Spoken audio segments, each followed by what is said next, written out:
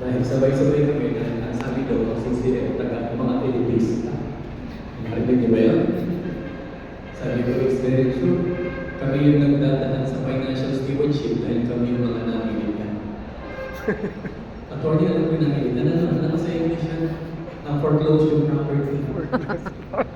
Hindi elite as in mga mayaman. Pero kami yung sama-sama na nag-struggle sa amin.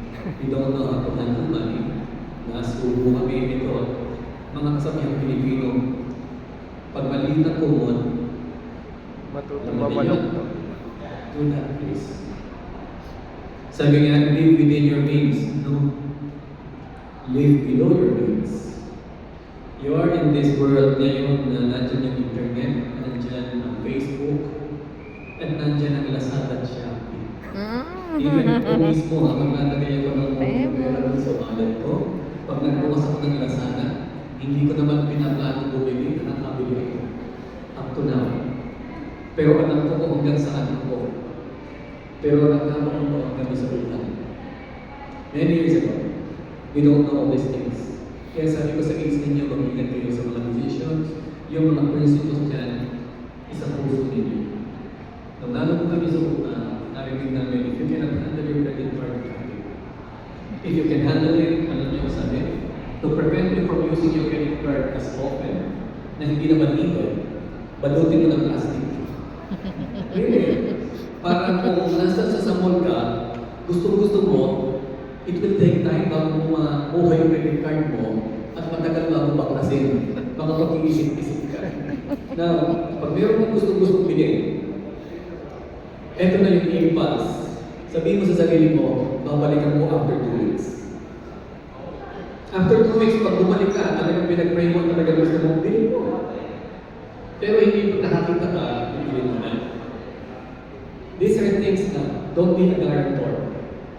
Sabay-sabay kami nag-financial stewardship, nakaahon na.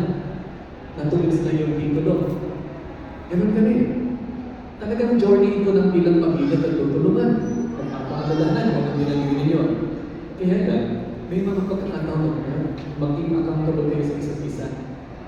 Bigla na lang namin malalaman na nag-guarantor pa siya. Hiniram pa yung titulo niya. At doon ka sa verse na lang na mag-foreclose na uli, that's the time na nagsabi sa grupo. Ang question, sabi namin, hindi ba natutunan na natin yan? Na huwag kang pipirma, huwag kang magagantor. Kung may konting pera ka, eto, laki mo kailangan mo, meron akong 2,000 dito. Ito lang ang kaya ko. Ibinibigay ko na sa iyo, hindi kita pinapautang, pero tulong ko ito sa iyo. Kaya ko lang naibabahagi ito sa ko, nalulungkot ako na natutunan naman natin dati. Bakit hindi kami na pinag-apply? Natuto kami maging content kung anong meron. So, I'm just telling you some of my experience dahil ang isa sa pinaka-importante, yung narinig ko na, nagating pa uli yung temptation na lalo na pag lumalaki ang kita. Lalaki ang kita ninyo eh, pag-uusigi kayo eh. Pag lumalaki na yung kita, as if there's freedom to spend, na ito, sasabihin ko, wala akong hulugan kahit na anong sumusunod ako. Ito, isang maliit na hulugan lang ito. Wala isang hulugan, kaya-kaya ko ng sweldo ko. Tapos later on, meron ka, kukuha na naman ng another hulugan. Alam niyo ang sa papunta? Then later on, ang dami ng kaliwat ka na hinulugan na balik na naman siya sa previous na impulse buying. And then sasabihin, hindi ko kinikita na masaan na tulad sa mga. And then, ikaw ay slave na naman. Dahil borrower ka. I'm just sharing that marami pa akong ma-share, pero mag-bento na